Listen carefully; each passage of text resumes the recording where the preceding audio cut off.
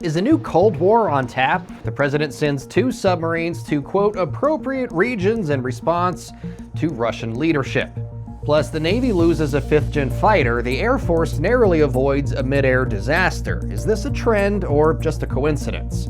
And the Air Force wants to blow up some Cybertrucks, why Elon Musk's most revolutionary product is headed for the bombing range.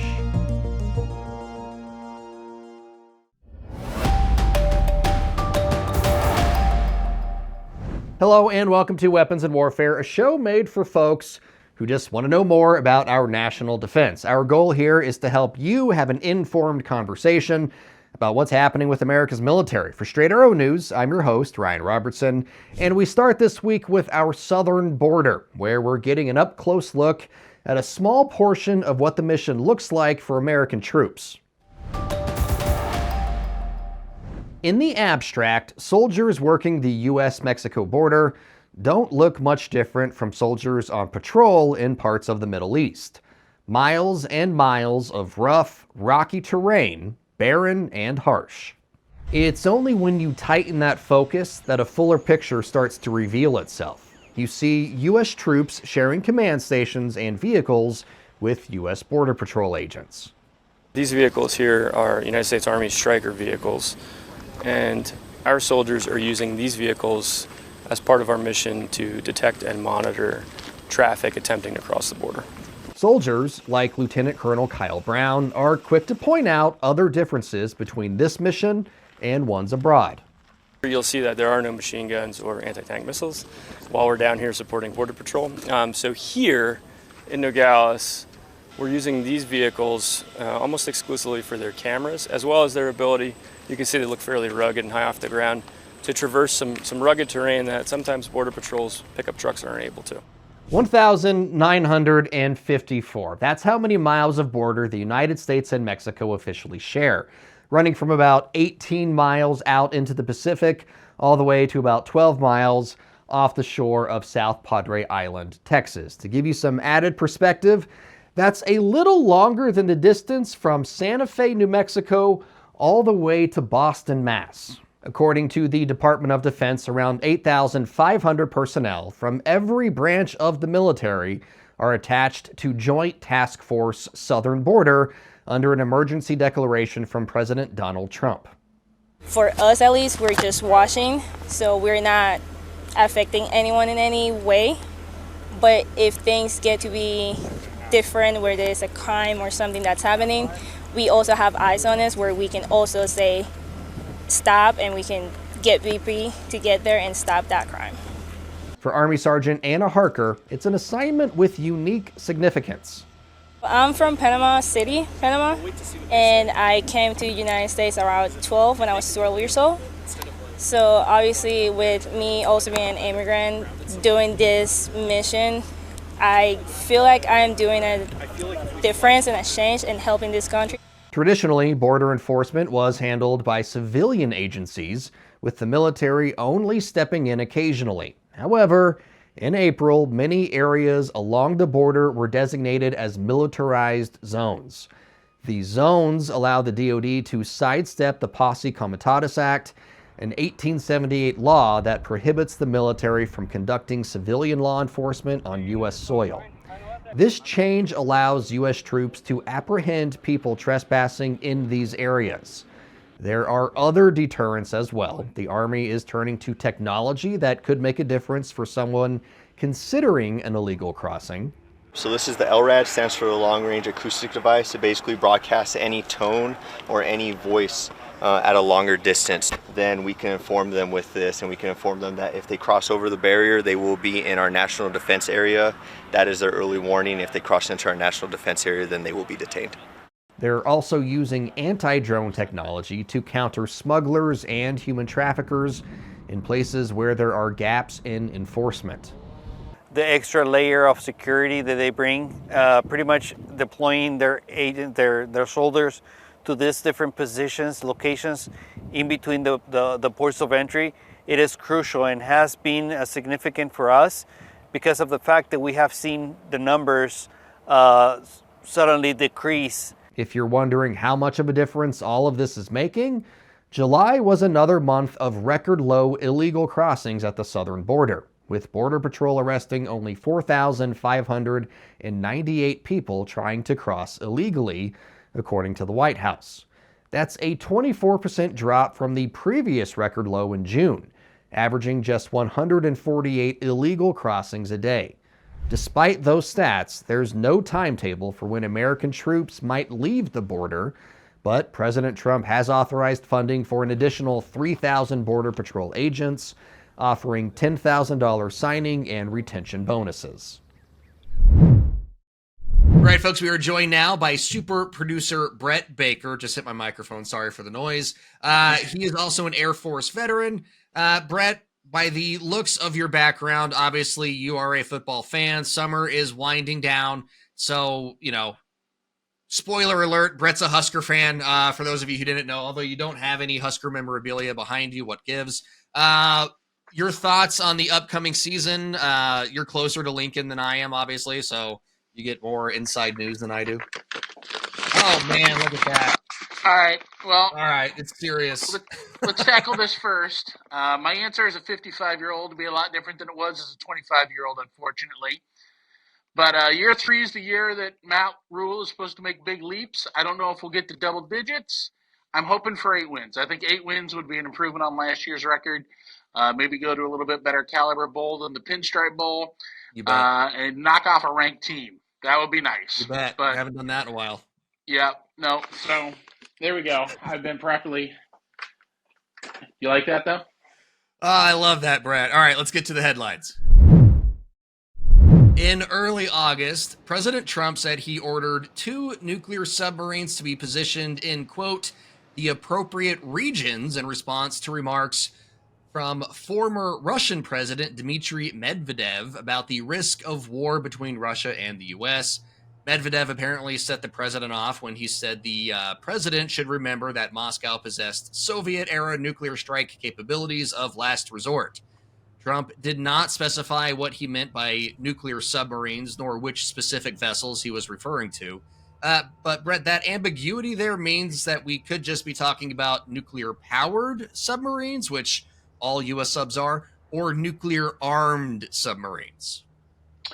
Right. It is difficult to know which one it would be, obviously, under any circumstance anyway. However, mixed messaging is kind of a hallmark of this administration. So it's really hard to know what's really, they could be out there in those places already anyway. Right. And we haven't heard much about it since. So at least to this point as we're recording this. So, saber rattling happens on both sides. True. And I think this may just be a case of saber rattling for the sake of saber rattling. But we don't know for sure. But yeah, it's an interesting. The rhetoric at least is new in this regard. We haven't heard this kind of talk before, so that is a new element. Right. In Medvedev, he's Putin's little mouthpiece. That hey, go say some stuff and see what lands, and that's kind of his role there as well. So you're probably right. A little bit of saber rattling on both sides, but just that ambiguity there is kind of just a nice reminder. Hey, Vlad, we got these things. We still keep up with ours. Don't try us, right? Next up, some classic bad news, good news. First up, bad news. A Navy F-35 crashed in a Central California field. Good news. The pilot safely ejected before impact. Authorities confirmed the plane crashed near the Naval Air Station Lemoore in late July. Next, bad news. A near collision between a Delta-operated jet and a B-52 in North Dakota triggered an FAA investigation. Good news. Thanks to an alert pilot, the commercial jet saw the B-52 and executed a go-around, and everyone was able to land safe and sound. Brett, what's the deal with planes crashing? Yeah. So the interesting question is, is it coincidence, or is this a part of a broader trend and whatnot? So there's 3 different kinds of mishaps generally that the military or in aviation have. There's the Class A, Class B, Class C. Class A being the most severe, $2.5 million in excess of damage, and fatalities and injuries and damaged property, that kind of thing. Class B, injuries, and it starts at 600,000 up to 2.5. And then Class C is lower, something that doesn't really cause any damage, but action had to be taken at some point. So looking back at like the last 5 years, because I feel the way everything moves along and troop sizes, squadron sizes go up and down. You get more F-35s into the mix. So taking a smaller scope as opposed to like a 10-year grab, it's pretty much within the standard means. In 2014, the Navy had 17 Class A's, and in 2024 they had 11. So, and I don't know where they're at this point in this year, but I don't think it's above 11. And yeah, the same thing. Like the Air Force, and the Air Force, of course, being the largest Air Force in the world, had 27 Class A, kind of averaged about 27 Class A incidents annually, which does seem like a lot, but then you have to also factor in how much aircraft they actually possess. Right. So, no, I just think, I don't think it's a trend. I think it's probably within the means of the average of how this kind of goes. I just think there's probably more eyeballs on it right now. We're super hyper focused. Yeah, I was going to say that. Just there's more awareness about it, more cell phones, more, internet guys talking about it, right? So probably just, more eyeballs, more focus, more awareness doesn't necessarily mean that there's more of it. So. Brett, you will, of course, appreciate this as an Air Force veteran because this might be the Air Force's best recruiting pitch ever. Do you want to blow up a Cybertruck? Recently, the folks over at the War Zone detailed a particular finding in a contracts document from the Air Force Test Center. It seems the Air Force is looking for 33 vehicles for target practice for the U.S. Special Operations Command Standoff Precision Guided Munitions Program. Brett, does the USAF just want to see how a big electric vehicle blows up, or is there something, particular about a Cybertruck? I just think they look ridiculous. It's probably a fine vehicle, but they look like, old school trash bin. Anyway, why does the Air Force want to blow these things up? Well, other than personal kicks, I'm sure. Doing a little light reading. It's funny. So they requisitioned 33 vehicles for this type of thing. The only one that was a name brand that was requested, there were like trucks and cars and whatnot. But the Tesla Cybertruck was the only one specifically mentioned. One keynote, they didn't have to be running. They just had to be towable, which is pretty hilarious. But I think, the construction of those is interesting. They probably want to see what happens when we do drop, munitions on it. And then, of course, you have that gigantic battery in there that you want to see like what happens, because I think if suspect A or the person we're looking for is cruising around in a Cybertruck in downtown wherever, if you hit it with a stinger, that could be very bad. Like that could have exponential, where you really kind of want to minimize that footprint. Right. So. Yeah, I think it's probably just a learning thing, other than also too, like, man, I got to blow up a Cybertruck today.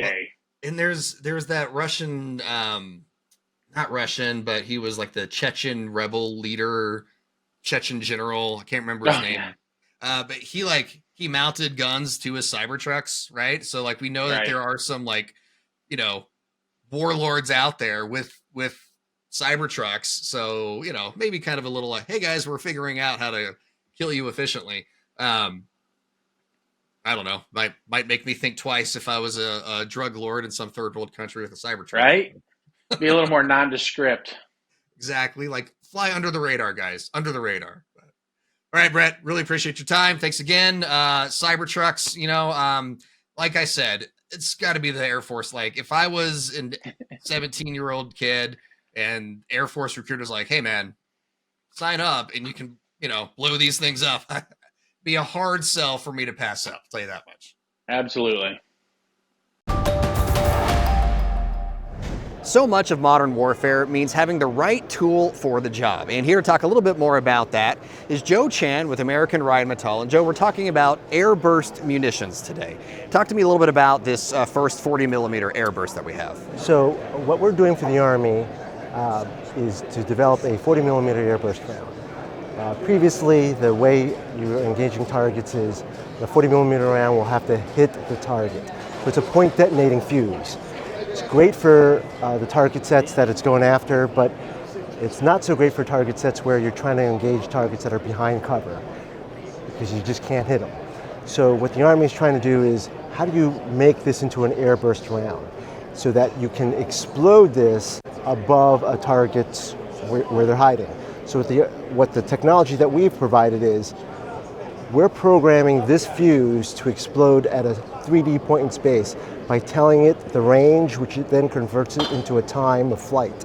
And the way that we're doing this is, you'll see these little indentations here around the edge of the fuse that no other of the 40 millimeter rounds have. What those are LEDs. They're receiving signals as it's launching out of the muzzle from an IR programmer on the barrel of the gun, telling this how far to go. And then when it reaches the predetermined time of flight, it goes off. Very highly effective. You bet. So that's what the Army is working on. And like you said, it's for people who are undercover. If you're behind a sand berm or behind a wall or something, your 40 millimeter round, standard detonation, wouldn't be able to necessarily punch through that. This can kind of take care of the target on the other side of the wall without going through the wall. The Navy has something different that you're working on. So this is a 30 millimeter round, correct? Yes, this is a 30 by 173 millimeter round that the Navy is putting on some of their ships. It's still in the developmental phase, and it is also an airburst round. It's a little different than what the Army is doing. Obviously, the form factor is different, sure, but it's being fired out of a big cannon, and while the Army's round is more of an HE round, and not necessarily optimized for counter-air, this round that we're doing for the Navy is optimized for counter-air. What you see here is a couple of rows of tungsten sub-projectiles. There's 168 of them. And the way this airburst is, upon reaching the time of flight, these tungsten projectiles are ejected in a forward cone of fragments that are because the round is spiraling, this is the resulting frag pattern. Now this is just a 1/4 scale 3D printed target array. The actual target that we scanned this from is about 4 times the size of it, and this is the pattern. Obviously you can see that all these tungsten small fragments will result in a bunch of little holes about 4 times the size of this. Very effective against counter-UAS targets. You bet, you bet. And like you said, the spoke pattern, the cyclical pattern is because the round is spinning, and as it explodes, that cone of destruction is spinning in air as well, and that's what makes that impact pattern. Correct. All right. Joe, really appreciate your time today. Thank you so much for joining us today on our Weapons and Warfare segment. Appreciate it. That's all the time we have for this week's this week's segment of our Weapon of the Week. Time for Comms Check, and this week we're dipping into the email bag to tackle a viewer's observation about a recent episode.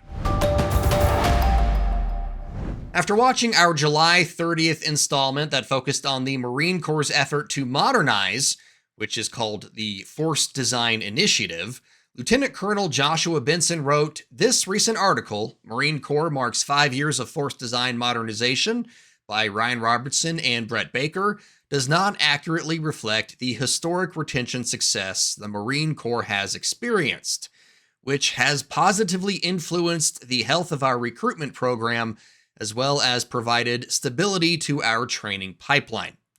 First, Colonel Benson, thank you for watching and taking the time to reach out to us. We sincerely appreciate it. Second, you're right. On rewatch, we probably didn't spend as much time or take a deep enough dive on the Corps' retention success. So let's go ahead and address it now. In 2021, the Corps launched an initiative called Talent Management 2030. The goal was to transform recruitment, development, and retention to meet future operational demands. So far, The results have been very positive for the Corps. In fiscal year 2022, the Marines met their retention goal early, marking the first time that happened in a decade. Going back to fiscal year 2023, it's more of the same, with a goal of retaining 6,225 first-term Marines. The Corps exceeded that by nearly 14%, keeping 7,079 Marines in uniform. They also retained 64% of eligible subsequent term Marines. And according to a September 2024 press release, the Marines exceeded their retention goals for fiscal year 2024, successfully retaining 114% of their first-term reenlistment candidates and reenlisting more than 5,700 subsequent term Marines. The bottom line is this: since launching what is now known as Force Design and Talent Management 2030, the Marine Corps has consistently met or exceeded its recruitment and retention goals, something that definitely bodes well for the service as it continues to build a force capable of excelling when America faces its next conflict. All opinions expressed in this segment are solely the opinions of the contributors. All right, folks, we are in the final straightaway of the show. If you like what you saw and or heard and want to help us in our mission to help others have a more informed conversation about national defense activities, you can just like and subscribe to our social media feeds and share these stories with your friends. For my wrap this week, I thought about doing something on President Donald Trump's deployment of National Guard soldiers to the nation's capital. While the city is the safest it's been in about 30 years, but there are plenty of others chiming in about that, and I don't really have anything to add other than saying it's a bad idea. So today, I want to talk about another bad idea: crashing a fully functioning NASA satellite on purpose. So apparently the Trump administration asked NASA to come up with plans to end the mission of two orbiting carbon observatory instruments, OCOs. It's not really clear why the White House wants to end the missions. We know the administration questions the impacts of climate change and says it's on a mission to save taxpayer money, but again, the intentions are not clear. One of the OCO devices is on the International Space Station. The other is on a freestanding satellite. If NASA carries out the plan to permanently end the mission of the OCOs, then the satellite will be abandoned and left to burn up in the atmosphere. It cost around $750 million to build and launch the things, but only about $15 million annually to keep them running. And the data gathered by the carbon observing units are some of the best the world has ever seen. It's used by scientists, farmers, and governments alike. In addition to gathering carbon data, scientists also discovered soon after launching the OCOs that they could also monitor crop growth around the world, which has national security implications because crop collapse and famine are primary indicators of regional instability. The point is, we should not be trying to crash the things. It makes absolutely zero sense, unless the White House thinks that by taking the satellites down, suddenly carbon will stop entering the atmosphere. Killing the canaries in the coal mine doesn't nullify the dangers in the coal mine. It's just a bad idea. For senior producer Brett Baker, video editor Brian Spencer, and motion artist Dakota Patillo, I'm Ryan Robertson with Straight Arrow News, signing off.